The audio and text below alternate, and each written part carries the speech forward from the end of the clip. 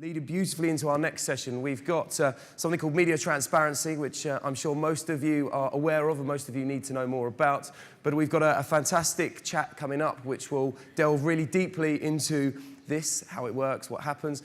We only got the world's leading advertiser to help us do that. But let me introduce the moderator of this session, who is Tom Denford, Chief Strategy Officer for ID Comms.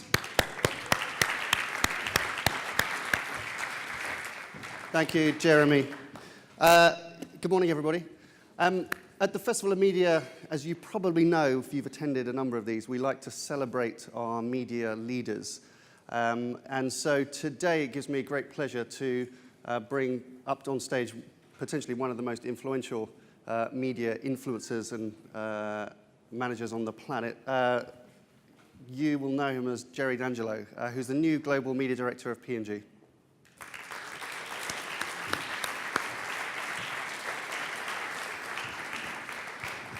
Thank you. That was For our fireside chat. Mind the fire, Gerry. So, you joined P&G in January. Yep. And the same month, one of your senior stakeholders, Mark Pritchard, who's the Chief Brand Officer of P&G, you might know, began a series of keynote speeches where he launched what became known as the Media Transparency Action Plan. Mm-hmm.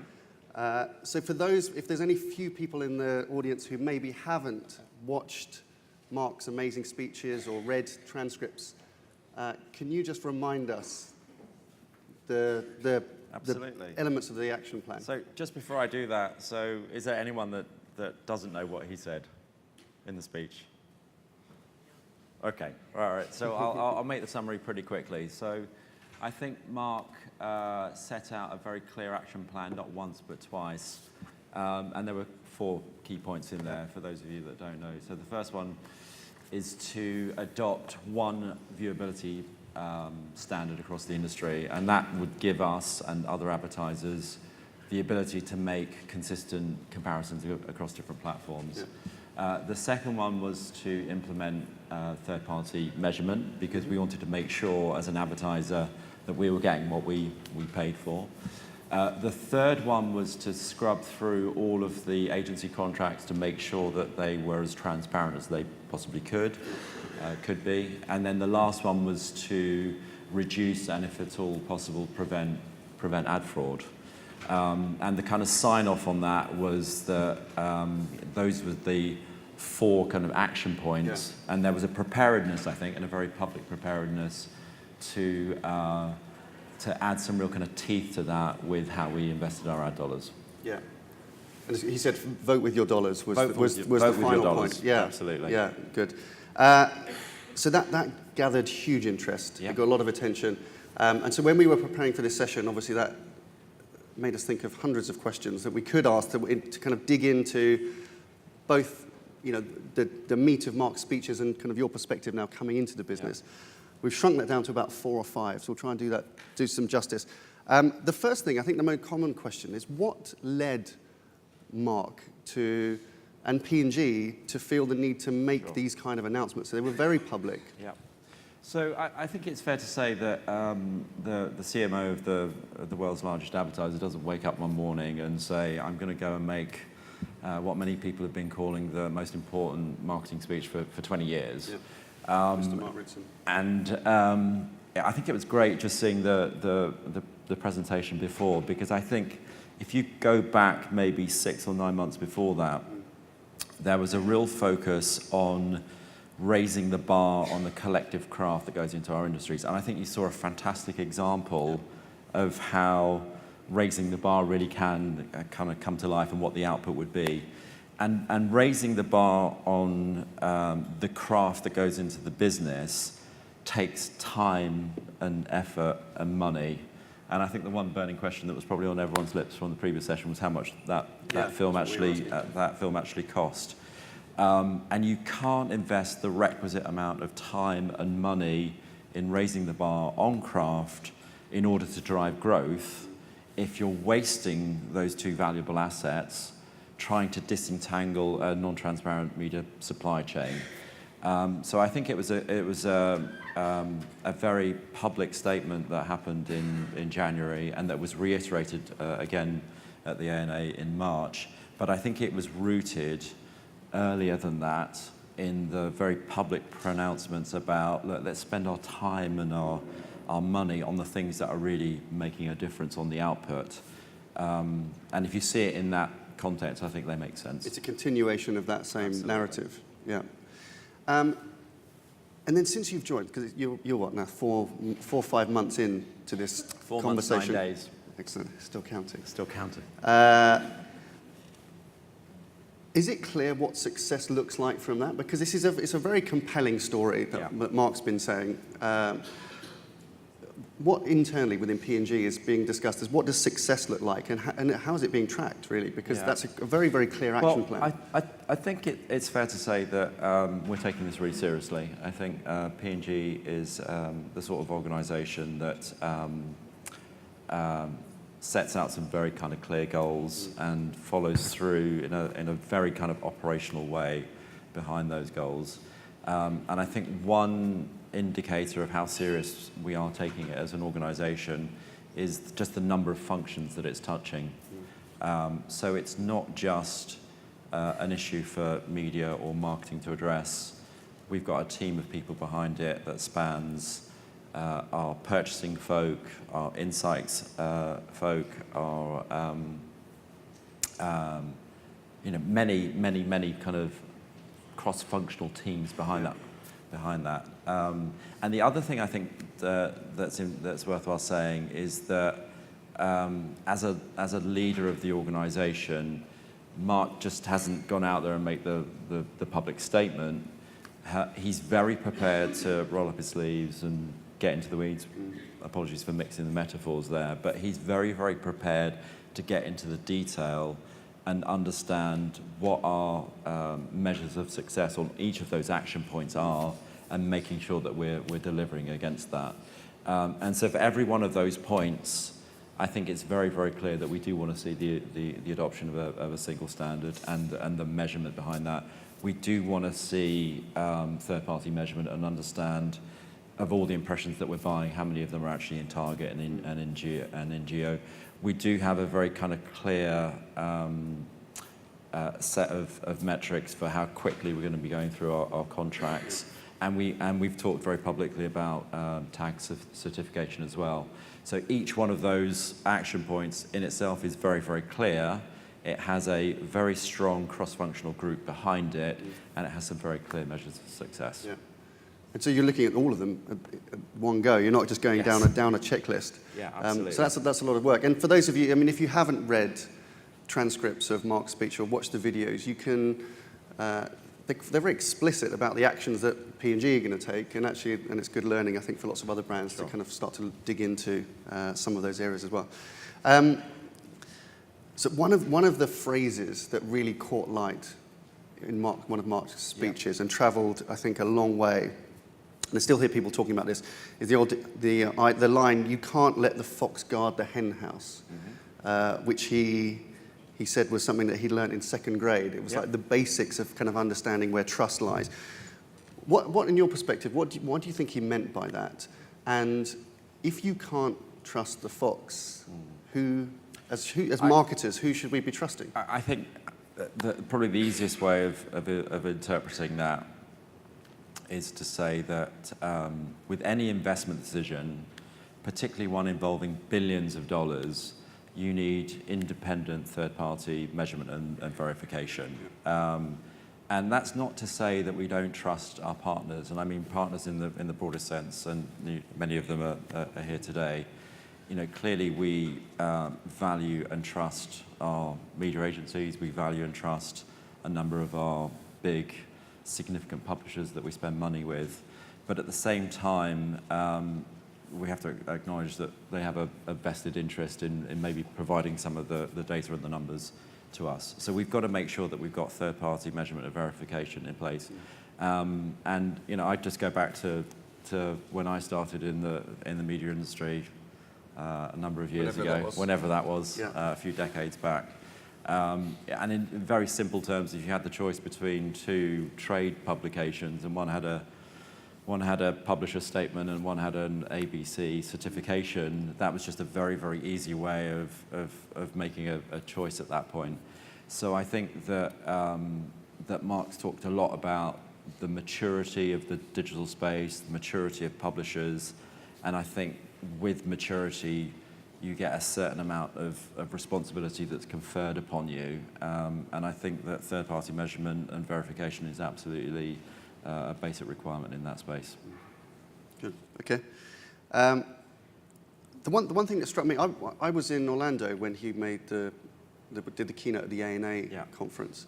And one thing that really struck me was that it really felt like a very strong call to action. Mm-hmm. And he was, was sharing not just a vision, but it was felt quite kind of pragmatic. Yeah. Talking to people in the industry, just worried that there might be a bit of a lethargy, or maybe even fear. We were talking yesterday a lot about fear of kind of advertisers getting involved in these kind of programs. What do you think is holding back more action in the way that perhaps you guys are doing at the moment? I'm slightly puzzled by the lethargy. I mean, I don't feel lethargic about this thing at the moment, as you can imagine. And I think the industry has been super energized by the speeches. But I think if I cast my mind back to the period at which, before I started at P&G, it felt like these were huge problems weighing everyone down that were just too big for any one individual or one company to solve. In fact, I think I was actually here last year on a panel talking about viewability, and I think I talked about the importance of joint industry responsibility, and we needed to do it kind of collectively to do that. And I think what's been absolutely fantastic is that if you were asking people 12 months ago what really needs us, what's required to shake us out of that lethargy, you probably would have had a fair stab at saying, how about having the world's largest advertiser standing up on a stage and saying, look, this is our expectation, this is what we want, we're doing it for the benefit of us as an organisation, but we think that it's also going to have a much more universal benefit that's conferred on the industry as a whole. I think you would have taken that. I think that would have been, and most people would have accepted. I think the industry's embraced that. Absolutely, that intention. Absolutely. So I think you couldn't have asked for a clearer statement of intent for one of the world's largest advertisers, and indeed the most senior person there from a brand and marketing perspective, to stand up. And actually, if you think about the tone of what he said, there were no punches pulled, right? It was, I mean, you were there, and you probably heard the kind of the intake of breath, I think, in the crowd. It was quite rousing as well. I think everybody felt. Yeah. I mean, I think I commented at the time that it felt like a briefing. Yeah, absolutely. It wasn't a sharing of an idea. Absolutely. Yeah. Absolutely. So I think, absolutely we were doing it for ourselves, but we did think that it was going to be able to confer a benefit on the broader industry. And I think that we're not challenging other people to follow our lead, but I think what we are saying is that this stuff's not really a spectator sport, and that if anyone should be inspired by anything, it's the degree of involvement and effort, again, across all of these functions, but also at a very senior level, to kind of get off the bench and actually onto the field of play and get involved. I think that's what's meant by lethargy. I think is the fear that everybody says, well, P&G will go and fix all this stuff for us, and and then it will make it all better again. And I think Mark was saying, like, let's all go together. I think everyone that is managing a budget in our industry has a responsibility to a fiduciary responsibility to look after that budget, I would say. And if people are prepared to kind of take a lead from some of the things that we're doing, great. But I think the key thing is get involved, ask all the right questions, don't be afraid of the detail. I think I went through a session in my previous role where I just got totally confused by programmatic and ad tech. So I just organized 20 meetings over a 2-day period and had half an hour, and some of you might remember that, and just asked really dumb questions. And I wouldn't let people leave the room until I'd got a real understanding of that. Yeah. And yeah, you might feel a little bit silly, but I think a lot of this stuff is new to many of us, and I think there is a real responsibility to get into the guts of it and understand the detail. Yeah, good. Well, in the time we've got available, so it's a good 15 minutes there on Mark's speeches, so we said we would talk about that.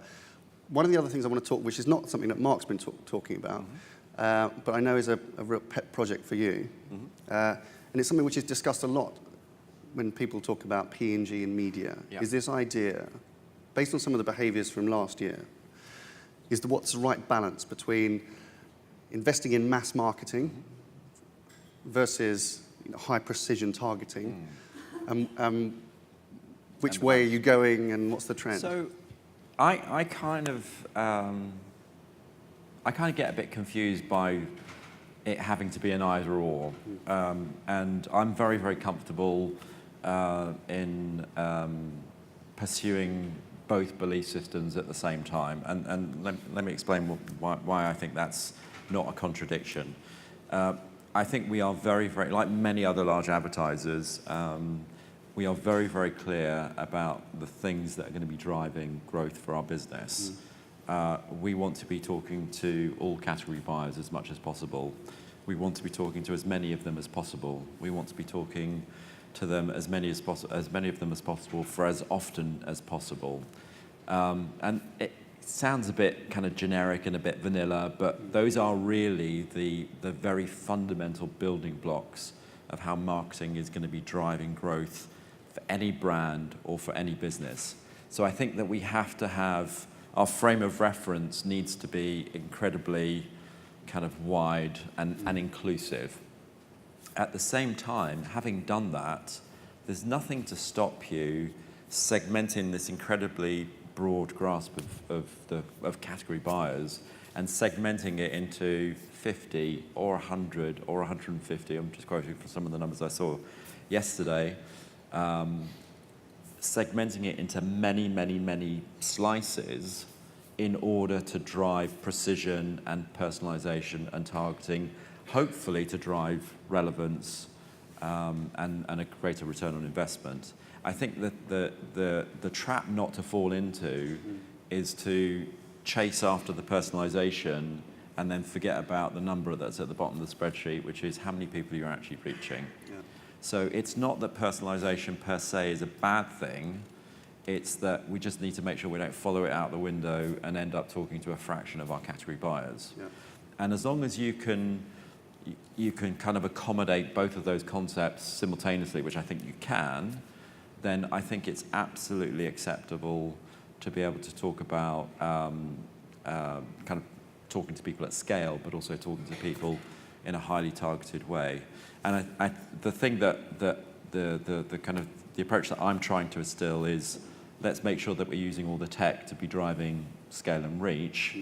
And then once that's in place, then let's use it to use that muscle memory to build the personalization. Good. Okay, my brain hurts now. Thank you, Gerry. Sorry. So before we go, we've got a couple of minutes left. I know that you've got a lot of your colleagues here, your P&G media colleagues. And Hey. hello, everybody. There's a lot of you here, I think. What for you? I mean, these kind of forums. I mean, you said like you Yes. sat on this stage before. Yes. Obviously, we're here again now. What do you think is the benefit of this for media? Because there's so many big issues, so many things that we've got to tackle. So, for the industry, why is this a good thing? And then what do you want to achieve from these So I things? personally have been coming to Festival of Media. I think I've been almost every year in the 11 years of the festival, and I think that it's fair to say that it has gone through some highs and lows. The Ash Cloud year was probably the nadir of the festival. I don't know how many of you were there that particular year, the diehards that made it there by coach. Yeah. But I think that it's really valuable for us on a number of different levels. Firstly, it's just a great excuse to get together, and many large global advertisers that have widely spread teams across many, many geographies and many, many time zones. I mean, just doing video and conference calls is a nightmare for us because of simply the 12-hour spread.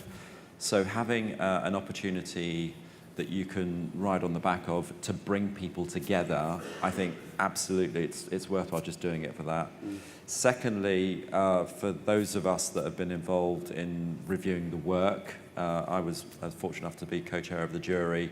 I think it's an incredible opportunity to see amazing work, not just at a superficial level, but see the insights, the strategy, the execution, the results behind those campaigns. And thirdly, I think it's a fantastic networking opportunity. And one of the dangers, I think, of very large organisations is maybe there's a tendency to become too insular. And this is a great opportunity, I think, to learn, particularly in this incredibly rapid kind of programmatic and ad tech world where, I mean, I learned quite a lot about header bidding yesterday, for example, which I wouldn't have learned about unless I come to the session. You would have learned more at the awards as well. For those of you that remember the rap, which included the words header bidder. Anyway, I'll tell you about that later. Tell me about it later. I missed out on it. But Yeah. I think for those reasons, it's an incredibly valuable event. And I would encourage many other marketing organisations to do a similar thing and bring their teams here. Excellent. Well, Gerry, thank you so much for that. Thank you for sharing that with us. It's all right. My pleasure. That insight, and I'm sure we all look forward to kind of following P&G's narrative further across this year and your journey in the business. Appreciate it. Cheers. Thanks, Gerry. Cheers.